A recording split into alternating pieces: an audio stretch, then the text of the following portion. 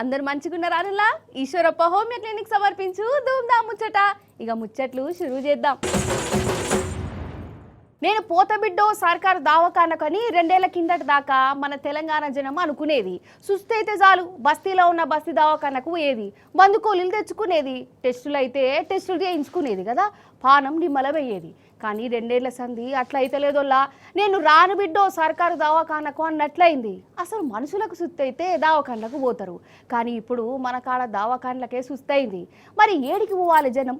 Revanth sir పాలనలా రోగాలతోని గిలగిల కొట్టుకుంటున్న బస్తీ దవాఖాన్లు ఎట్లున్నాయో అగో మన బీఆర్ఎస్ లీడర్లు పోయి అరుచుకున్నారు. రారి మనం కూడా అరుచుకుందాం.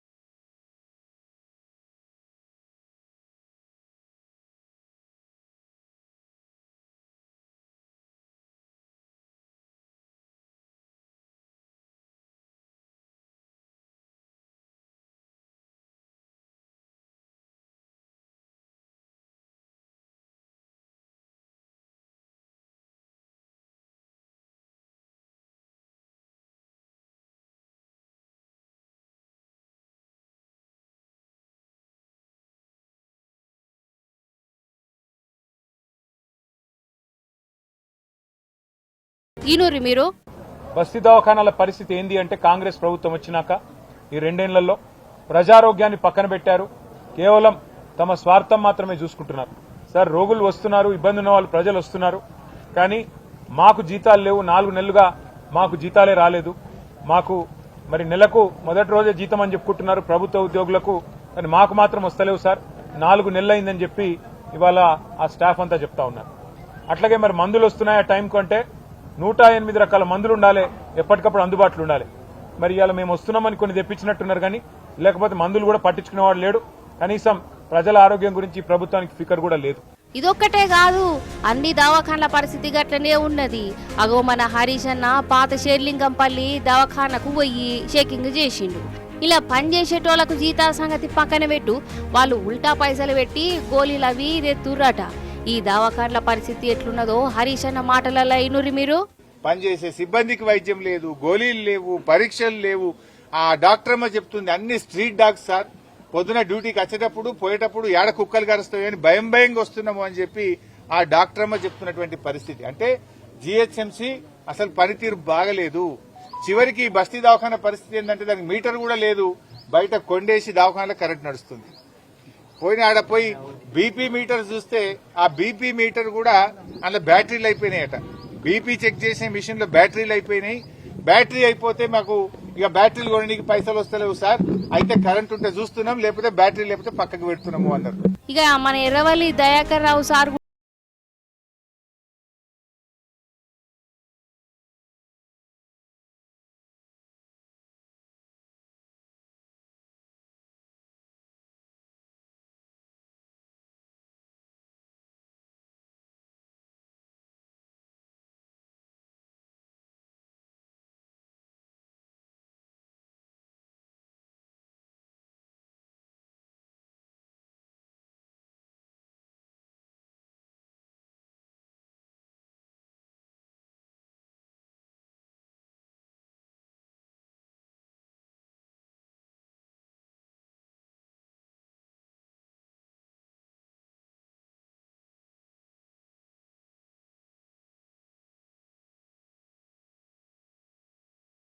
ఎలక్షన్లు దగ్గర పడుతున్నాయి కదా, వచ్చే నెల 11వ తారీఖు నాడే ఓట్లు.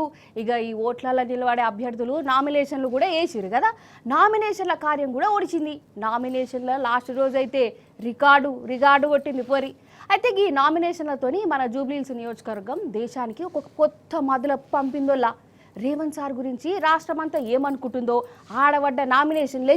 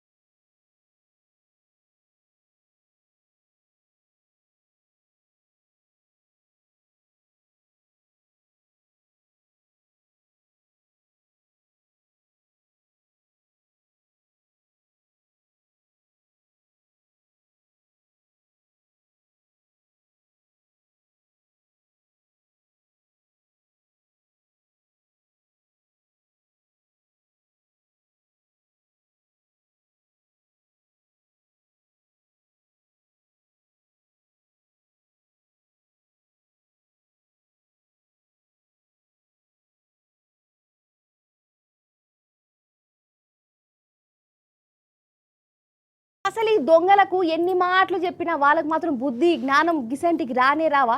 ఉండయోలా కాదు. దొంగతనాలు చేస్తే ఒకరోజు కాకుండా ఇంకొక రోజు దొరుకుతారని ఎరికే, దొరికినప్పుడు జైల్లో పెడతారని కూడా ఎరికే, జైలుకు పోతే ఇజ్జత్ పోతుందని కూడా ఎరికే కదా, ఇంట్లోలకు నామూష అవుతుందని కూడా ఎరికే. అయినా కానీ పోరాడితే పోయేది ఏమి ఉంటుంది చెప్పు, చేతులకు బేడీలు పడుడు తప్ప అన్నట్టే రెచ్చిపోతురోలా. అగో చూడుర్రి కొందరు దొంగలు కళాపోషణ ఎట్లున్నదో. టైం కవరాబు చేయకుండా డైరెక్ట్ దొంగల కాడికే పోదాం ఏమంటారు? ఫస్ట్ ఏ ఊరి దొంగల కాడికి పోదాము? జగిత్యాల దిక్కురారి. ఇక కోరుట్ల మండలం మైలాపురంలో ఎల్లమ్మ గుడి ఉన్నది కదా, చాలా ఫేమస్ కూడా. రాత్రి అయింది, అప్పుడే అర్ధరాత్రి జాగారం ఉండే సూర్యుళ్ళు ఈ ఇండ్లకు రానే వచ్చిర్రు. గదేనోళ్ళ దొంగల గురించి అంటున్నా. అగో ఇద్దరు వచ్చిర్రు కదా, అందులో ఒకడు సీసీ కెమెరాను బాగల కొట్టిండుగా, కానీ ఇంకా 2 ఉన్నాయి, వాళ్ళకు తెలియదు కావచ్చు. ఇక చూడు ఏం చేసిర్రు.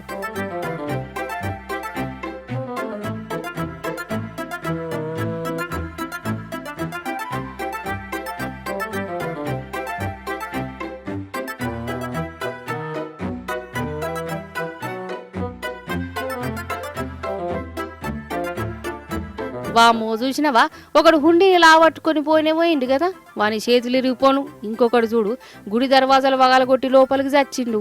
అమ్మవారి నగలు ఎత్తుకోపోయిరట, వాళ్ళ దౌడల దగ్గర వడ. దేవుడు అంటే భక్తి లేకుంటే మాయ గాని భయం కూడా లేకుండా అయింది ఏందోళ్ళ వీళ్ళకి. ఎల్లమ్మ తల్లినే దోపిడే చేసిర్రు, వీళ్ళను మాయసమ్మ మాయం చెయ్య.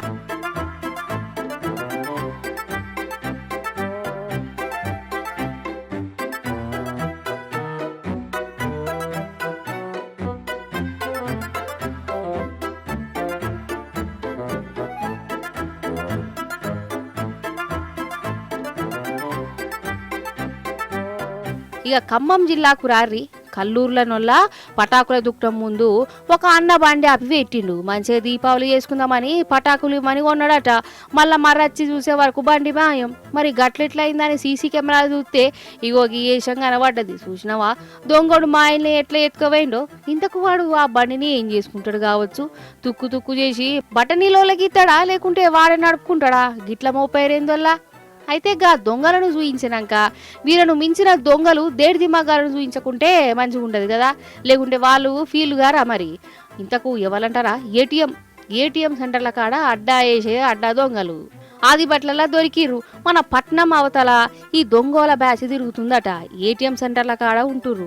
పైసలు తీసుకునే తందుకు వచ్చిన రోళ్ళ మతిమరిచి వాళ్ళ పైసలన్నీ ఎత్తుకుపోయిర్రట.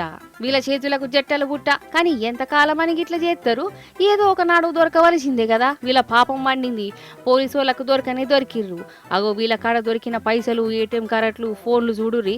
గిన్నిగానం కారట్లు ఉన్నాయంటే ఎంతమందిని మాయే వచ్చో వీళ్ళు. సో అన్నీ కూడా ఏటీఎం సెంటర్స్లో ఉన్నటువంటి అటెన్షన్ డైవర్షన్ కేసెస్. ఇప్పుడు ఈ 27 కేసెస్ కూడా గోల్కొండ, సనత్ నగర్, ఆర్సీపురం, తర్వాత హన్మకొండ, సుబేదార్, సనత్ నగర్, నార్సింగ్, పంజాగుట్ట, ఆదిబట్లలో ఒక 3 కేసెస్, పహాడీ షరీఫ్, తర్వాత వనస్థలిపురంలో కూడా మొత్తం టోటల్గా 27 కేసెస్. ఇందులో టోటల్ ప్రాపర్టీ లాస్ వచ్చేసి 10 lakhs వరకు ఉండగా మనం ఆల్మోస్ట్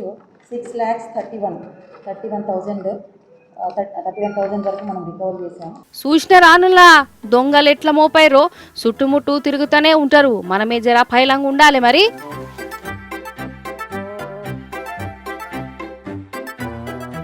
అవు కానీ షాయి బండి పెట్టుకుంటే మస్తు ఫాయిదా ఉంటుంది అనుల్లా.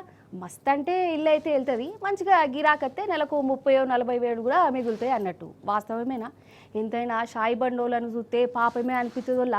ఏమన్నా మంచిదే పొద్దంతా షాయి బండి కాడ నిలబడి షాయిలు అమ్ముకుంటా కుటుంబం కోసం తల్లాడుతుంటారు.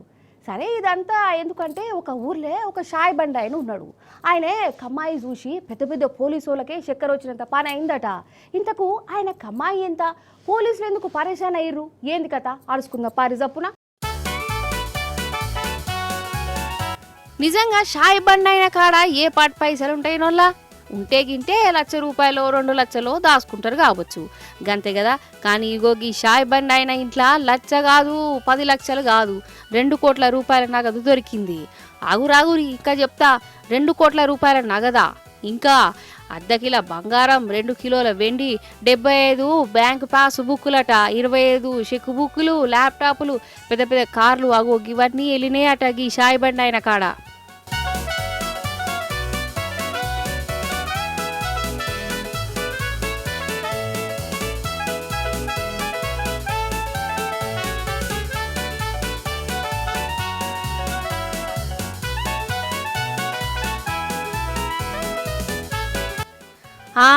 షాయమితే గంతగానం కమాయిస్తుందా? కోట్లకు కోట్లు సంపాదించవచ్చా? అయితే పెద్ద పెద్ద కార్లు కూడా కొనవచ్చు, బంగారులు కొనవచ్చు అనుకుంటురా? వీడి పేరుకు మాత్రమే షాయం మిండు, కానీ చేసేటి అన్ని లత్కోరు పనులే. సైబర్ నేరగాడట బీహారోడు మీదికి షాయి బండి పెట్టుకున్నాడు. ఇక కంప్యూటర్లా వాళ్ళకు వీళ్ళకు ఫోన్లు కొట్టి ముంచుడు కార్యం పెట్టిండట. ఇక గిట్లా మందిని ముంచి కోట్ల రూపాయలు కమాయించిండు. ఇక వీని శకలు పోలీసులకు ఎరికైంది. ఏ పాటి పైసలు వెళ్ళలేయో చూద్దామని ఈ షాయి బండి ఆయన ఇంట చెకింగ్ చేస్తే ఇగో ఇట్లా కోట్ల రూపాయలు కార్లు చూసి వాళ్ళకే చక్కెర వచ్చినంత పని అయిందోల్లా. నిజం చెప్తున్నా, జమానా బగ్గ అంటే బగ్గ మారిందోల్లా. అసలు మంచోడెవలో ముంచెటోడు ఎవడో ఏర్పడకుండానే అవుతున్నది. షాయి బండి పెట్టుకునేటైనా మందిని కోట్ల రూపాయలకు ముంచుతాడని అనుకుంటామా? అసలు ఏం చేద్దాం, గట్ల తయారయ్యారు మరి.